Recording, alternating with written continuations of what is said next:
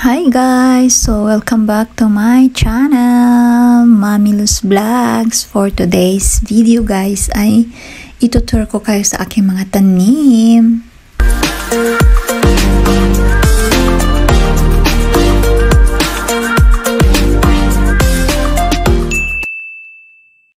Ito guys yung aking mga halaman. Actually guys, marami talaga kaming mga halaman. Pero araw-araw guys ay may namamatay. Hindi ko alam guys kasi yung kamay ko siguro mainit sa mga halaman. Yung halaman na to guys yung umaakyat.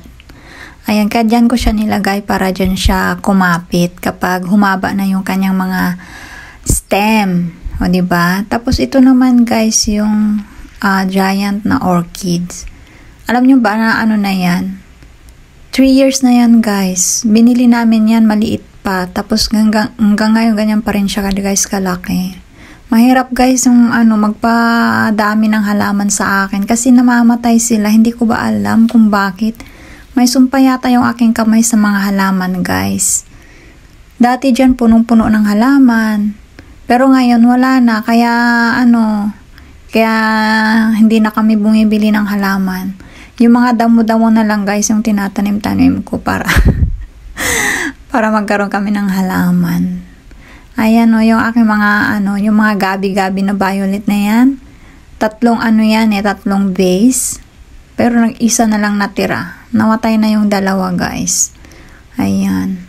Basta dito sa part na yan, punong-puno yan dati ng mga halaman. Pero guys, itong snake plant na to ay ang bilis dumami. Ayan, tinusok-tusok ko lang yung mga dahon na yan. Tapos, dumami sila guys, tumubo. Siguro yung kamay ko is pang snake plant, diba?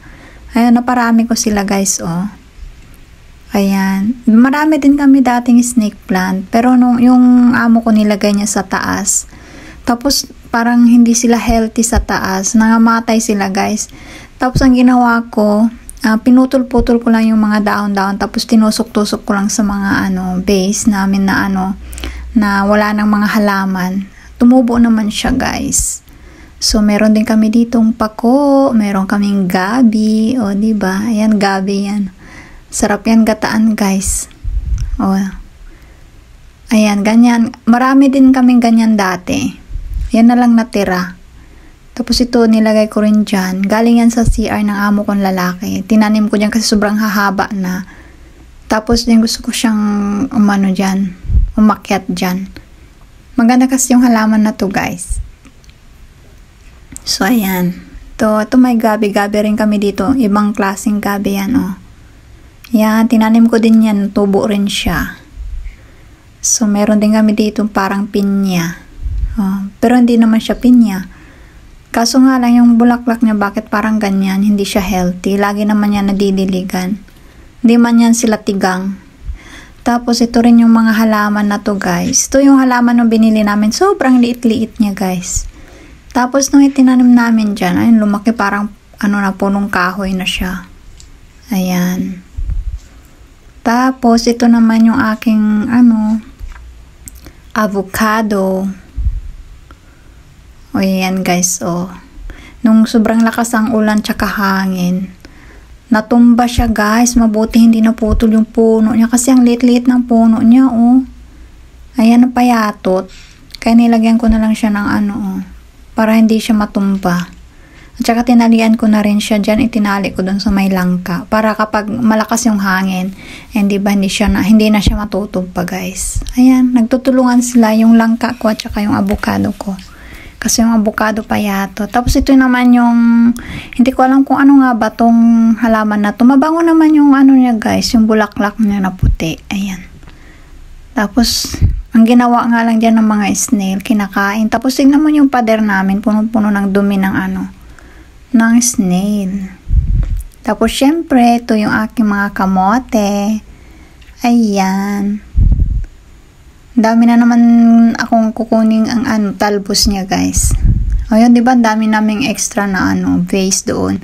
Na yun guys. Wala na yung mga halaman nung nakatanim doon. Tapos yung kahoy na to ay gamot yan guys. Tapos itong mangga na to, ang tagal-tagal ko na siyang tinanim yan. Siguro 4 years na, hindi na lumaki guys. Ewan ko. Tapos yan yung aking mga pandan. Yan. Tapos yung ampalaya na tinanim ko dito, sobrang haba na niya guys. Umakyat na sa taas-taas yon. Kaso, ang ginawa naman, pinutol naman yung mga nagdadamo. Kaya ayan, patay na naman siya guys. Wala na naman akong tanim na kalabasa. Na bitter gourd. Bitter melon ba yon? Tapos dito naman, meron din kami ditong halaman na para siyang guys, parang bol, di ba? Tingnan mo yung niya, sinabit lang diyan yan. Matagal na rin yan. Dumadami naman siya, guys. Ayan. Minsan nga may nakita ako diyan yung palaka ng ahas. Takot na takot ako, guys. Tapos yun yung mga orchid na makyat na sa taas, guys. Tapos meron din akong orchid na may bulaklak na. Tuwan-tuwa naman ako pag namumulaklak sila, guys. Yung purple orchid na yan. Tuwan-tuwa ako sa niya, sa bulaklak niya. Ayan. Tapos ito naman yung tawag dyan, guys. Aloe vera ko. Ayan. Aloe vera pala siya. Minsan nakakalimutan ko pangalan ng tanim ko. At ayan, guys. Yung mga halaman ko pa sa baba, imbis na dumadami sila, guys, naman, umukonti. Tapos meron pa ditong gabi na tinanim ko. Meron din kaming nyug-nyugan, guys. Ayan nyug-nyugan. Ang kapal-kapal niyan dati. Ngayon wala na. So yun lang, guys. Bye-bye.